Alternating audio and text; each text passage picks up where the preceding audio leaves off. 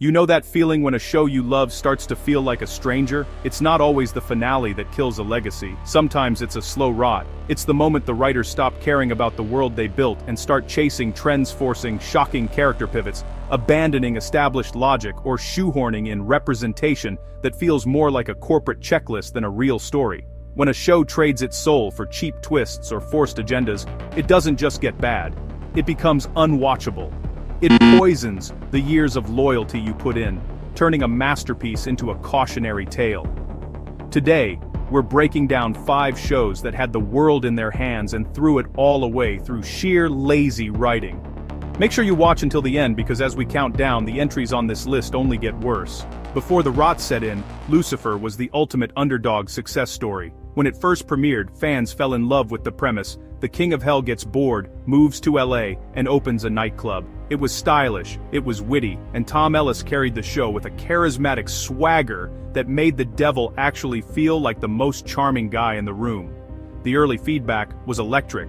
Fans weren't just watching, they were obsessed. They loved the sharp celestial tension and the internal struggle of a fallen angel trying to understand humanity.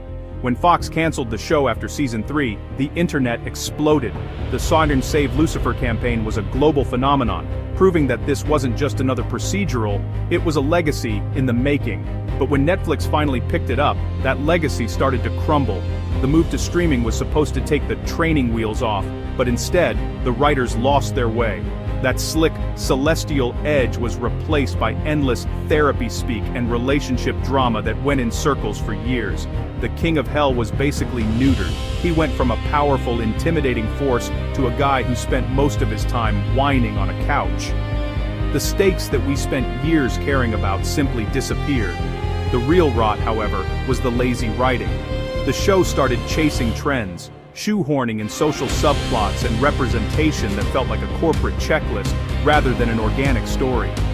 Characters we'd invested years in were suddenly forced into arcs and LGBTQ+ add-ons that didn't fit their history or their established logic. It felt like the writers were more interested in hitting PR goals than telling a good story. By the end, the show was a hollow caricature of itself. Netflix didn't just continue the story, they made a joke out of the devil himself. But as bad as the downfall of the devil was, it honestly doesn't compare to how Arrow went from being everyone's favorite show to a series where by the end, no one even cared. It's hard to imagine now, but back in 2012, Arrow was a massive deal. Before the market was flooded with superhero shows, there was just Oliver Queen. It was gritty, it was dark, and it was brutal. The hype for the first 2 seasons was insane. No other superhero show had that kind of traction. People loved the mystery of the island and the fact that the hero actually had an edge. It felt like a must-watch event every week. Fans were obsessed, and for a while, Arrow was the gold standard for how to do a comic book story right. But then, the writers started to lose focus. The show's gritty identity was slowly traded for soap opera romance. Instead of cool action and high stakes, we got endless relationship drama that felt like it belonged in a completely different show. The will they won't they plots became more important than actually saving the city, and the hero we loved started feeling like a side character in his own story. The writing didn't just get boring, it got lazy. The show started chasing trends and ticking boxes. We saw forced representation and social subplots that felt like they were pulled from a corporate checklist rather than being part of a real story. Characters who had been built up for years were suddenly changed or given new identities just to satisfy a modern agenda, even if it made 0 sense for their journey. By the end, the fans who used to defend the show simply stopped caring. The excitement was gone, replaced by frustration. Arrow went from being a global phenomenon that started an entire TV universe to a show that ended with a whimper. It's the perfect example of how to take the most hyped show on TV and make it completely irrelevant. But as messy as things got in Star City, it's nothing compared to our next entry, a show that managed to destroy 7 seasons worth of legendary work in just one final disastrous year. We're talking about the total collapse of Game of Thrones. When we talk about cultural impact, nothing was bigger than Game of Thrones. Even though the books were already famous, the show built a hype of its own that became a global religion. It wasn't just a show, it was a culture. We spent a decade bonding with these characters, debating theories at work, and staying up late just to see who would survive. It was the gold standard of storytelling, until the writers decided to burn it all down. The downfall of Game of Thrones is a masterclass in how to destroy 7 seasons of legendary work in just 6 episodes. The biggest sin? They rushed it. It felt like the showrunners were in such a hurry to finish that they stopped caring about the world they'd built. First, they robbed us of the one thing every fan was waiting for, the ultimate showdown between Jon Snow and the Night King. We spent years watching Jon prepare for this specific war, only for him to have almost no role in the final confrontation. Instead of a legendary duel, the Night King, the greatest threat in history, was taken out in a single night by Arya Stark. Now we all loved Arya, but by making her the chosen one out of nowhere just for a cheap surprise, the writers actually made fans resent her. It felt unearned, and it turned one of the most beloved characters into a tool for lazy writing. But the real heartbreaker was what they did to Daenerys Targaryen. We watched her grow for 7 years from a powerless girl into a leader who wanted to break the wheel. Then, in the blink of an eye, the writers turned her into a genocidal villain with almost zero logic. It wasn't that she turned dark, it was that it happened so fast, it felt like a total character assassination. By the time the finale aired, the show that everyone loved had become a global punchline. It's the ultimate example of what happens when you prioritize a twist over the characters fans spent a decade rooting for. But as messy as the end of Westeros was, it's not the most frustrating entry on our list. Next, we're looking at how unnecessary writing complications, combined with some behind-the-scenes drama, destroyed one of the most anticipated shows ever made. Let's talk about the downfall of The Last of Us. If you want to understand how much power a story can hold, look at The Last of Us. The original game wasn't just a hit, it was a cultural milestone. It was so influential that it was used to sell consoles across 3 different generations. Fans didn't just play the game, they lived it. The bond between Joel and Ellie was sacred, a masterpiece of storytelling that felt untouchable. When the TV series was announced, the hype reached a fever pitch. The casting of Pedro Pascal and Bella Ramsey sent the internet into a frenzy. It felt like the stars were finally aligning for the greatest video game adaptation of all time.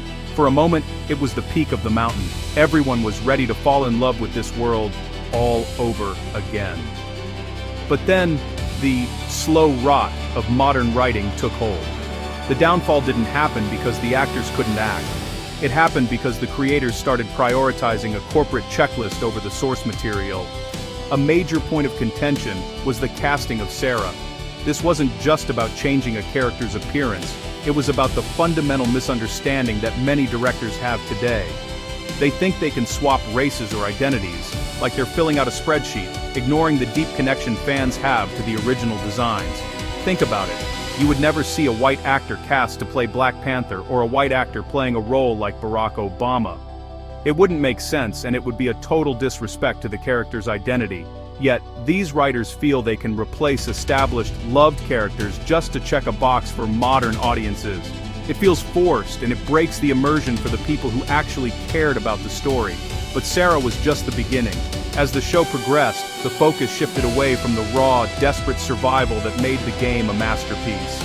The writers began to inflate the story with unnecessary innovations and long, drawn-out subplots that felt like they were lecturing the audience rather than involving them. Instead of the tight, emotional journey of 2 people against the world, we got episodes that felt like standalone social commentaries. The pacing died, the tension evaporated, and the logic of the world started to crumble. The writers chose shock value and modern agendas over the consistent character growth that fans had worshipped for a decade. By the time the magic started to fade, it was clear the creators were more interested in their own vision than the story we all fell in love with. It was a heartbreaking decline for a franchise that once had the world in its hands. But believe it or not, there is one show that managed to do even more damage, a show that was, for a time, absolutely flawless. Next, we're looking at the ultimate tragedy. A perfect show, in a perfect fictional world, with perfect casting. Yet somehow the writers still managed to ruin it all. Finally, we reached the top of the list. If there was a trophy for taking a guaranteed victory and turning it into a total disaster, the showrunners of The Witcher would win it every single time. For years, The Witcher was the gold standard of fantasy. The games were so incredible, that even a simple video of someone wandering through the world could get millions of views. It was a brand that sold itself. The fans were so hungry for a live-action version that the writers could have done a random casting, and it still would have been a massive hit. But somehow, they did even better. They found the perfect lead. Henry Cavill didn't just play Geralt of Rivia, he was Geralt. He was a superfan of the source material who understood the lore, the tone, and the character better than anyone. The rest of the cast felt just as right, and the early ratings were sky high.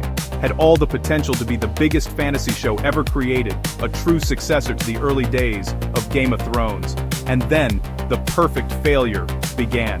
The downfall of The Witcher is almost impressive in how complete it was. The showrunners didn't just drift away from the books, they actively seemed to dislike them. They started stripping away the complex, dark folklore that made the world unique and replaced it with generic, messy writing that ignored the source material entirely. Just like our other entries, the writers started chasing a corporate checklist. They shoehorned in subplots that made zero sense, changed character backstories to fit modern trends, and forced in representation that felt like a PR move rather than organic storytelling. Instead of a world based on the logic of the continent, we got a show that felt like it was written by people who had never even read the books they were adapting. The ultimate sign of the rot was when Henry Cavill, the soul of the show, decided to walk away.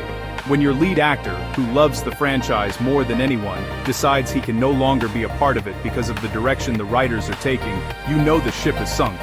But it didn't stop there. Showrunner Lauren Hissrich even went a step further and blamed the fans for the show's issues. In her mind, the same fans who were obsessed with the world and made the show a hit were suddenly the problem. At that point, it became clear to everyone, this wasn't about The Witcher anymore. This was about a writer building the world she wanted, not the world of The Witcher. They traded a masterpiece for a generic streaming product that nobody asked for. It is without a doubt the most heartbreaking collapse in television history, the cost of a lost legacy. When we look back at these 5 shows, there is a clear pattern. It's never just about a bad episode or a low budget. It's about a loss of respect for the fans, respect for the characters, and respect for the world building that made the shows famous in the first place. When writers and directors start prioritizing checklists, subverting expectations, and chasing social trends over honest, logical storytelling, the legacy dies. These shows prove that you can have all the money and the best actors in the world, but if you lose the soul of the story, you lose everything. In the end, these aren't just shows that ended, they are cautionary tales for every creator out there. Once you break the trust of your audience, there is no coming back. You don't just lose your viewers, you lose your place in history.